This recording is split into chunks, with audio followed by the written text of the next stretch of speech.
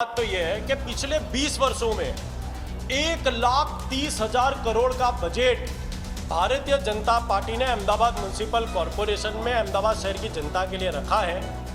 आज कांग्रेस पार्टी ने सबसे बड़ा सवाल सदन के पहले ये उठाया था कि सबसे पहले तो 1,30,000 करोड़ का हिसाब दे दीजिए, उसके बाद बाकी बातें करते हैं। क्योंकि ऑडिट की बात की जाए, ऐसे हिसाब का ऑडिट किया जाता है तो पिछले 20 वर्षों में 93,000 ऑडिट ऑब्जेक्शन बजट के आंकड़े में आए हैं, जिसमें 54,000 यानी 54,000 से अधिक सवालों का निकाल ही नहीं हो पाया है।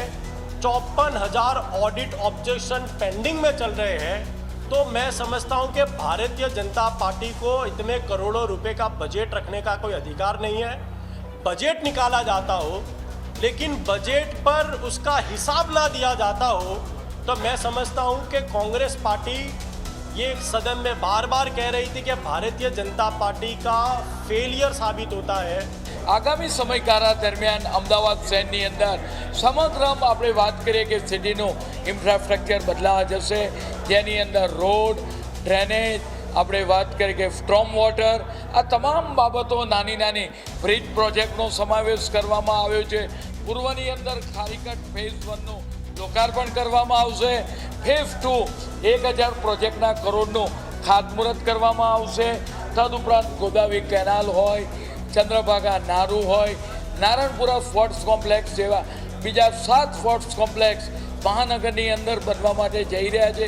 દરેક ઝોનની અંદર પ્લેગ્રાઉન્ડ હોય, બ્રિજની નીચે સ્પોર્ટ્સ એક્ટિવિટી હોય, સ્નાનાગરો હોય, આમ નાની નાની બાબતોનો અંદર મેડિકલ ક્ષેત્રનો વિકાસ હોય, શારદાબેન હોસ્પિટલનું નવીનીકરણ, એલજી હોસ્પિટલનું નવીનીકરણ આવનાર સમયગાળા દરમિયાન આની અંદર સિટીની અંદર જોવા મળશે।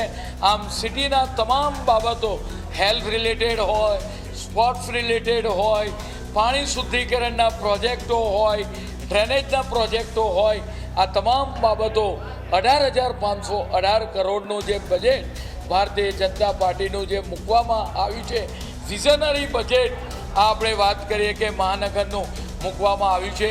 અમારી તમામ માહિતીથી અપડેટ રહેવા માટે જોડાયેલા રહો S9 ન્યૂઝ સાથે।